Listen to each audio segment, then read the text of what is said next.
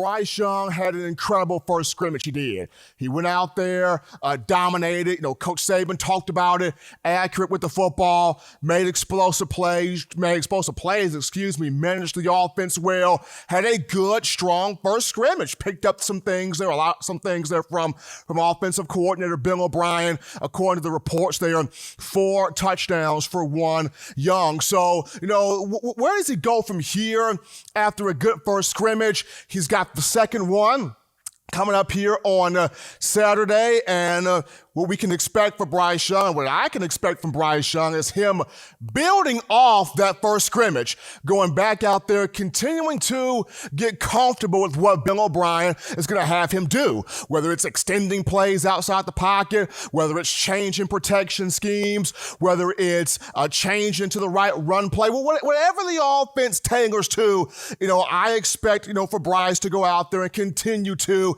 take those leaps up, take those trajectories up, take the rise up due to the fact that, he's got the talent.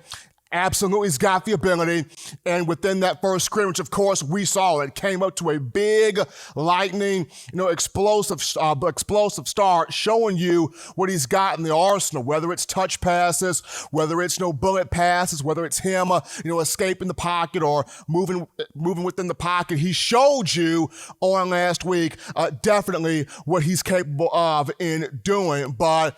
Will he be able to start this season? And, for me, he's going to almost have to start this season just due to this past year, he did play in 9 games. And those 9 games were important. Those 9 games were pivotal. I mean, I understand it wasn't, huge action.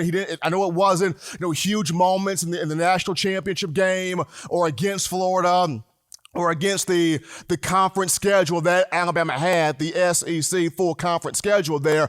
But the matchups that he did get in, that he did play, those are important because you file those back in your mind. You store those in the memory bank so you can always go back to them. You can pull from those. And he can see where, okay, against Missouri, last season as a freshman, I may have held the ball a little bit too long. This time around, got to get rid of the ball quick there. Or in the matchup that he had against Kentucky, he saw where, hey, when I escape the pocket, when I can use my feet, when I can use my legs, when I can break containment of the pocket, I can create huge plays. I can provide a little magic here. I can throw off platform, and whether I'm throwing the ball to Devontae Smith from this past season or I'm throwing the ball to a John Mechie, a Slade Bolden, a Javon Baker, and Xavier Williams, if we could see a couple of these other guys step up, maybe one of those other guys. Point being, he knows if I can escape the pocket, elude the pocket, break containment of the opposing defense there,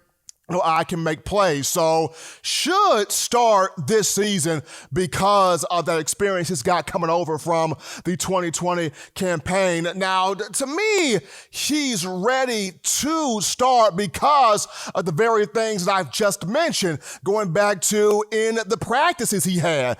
When you're practicing at Alabama, the reps that Mac Jones did not take with the ones, those reps Bryce Young got with the ones. So he spent time throwing the ball to a Devontae Smith. Those were important reps. He spent time throwing the ball to a Jalen Waddle. Those were important reps. He spent time throwing the ball to a John Mechie, a Jaleel Billingsley, handing the ball off to a Najee Harris out the backfield, a Brian Robinson out the backfield, taking those snaps from, Landon Dickerson or Chris Owens under center. All of those reps that Mac Jones did not get last year, in practice that, Bryce Young did get and preparing him kind of for those moments, those also stick in his mind because those are moments where he grows off of. Whether these were moments in practice or moments in scrimmages or moments where Coach Saban did allow situational things on the practice field, all of those things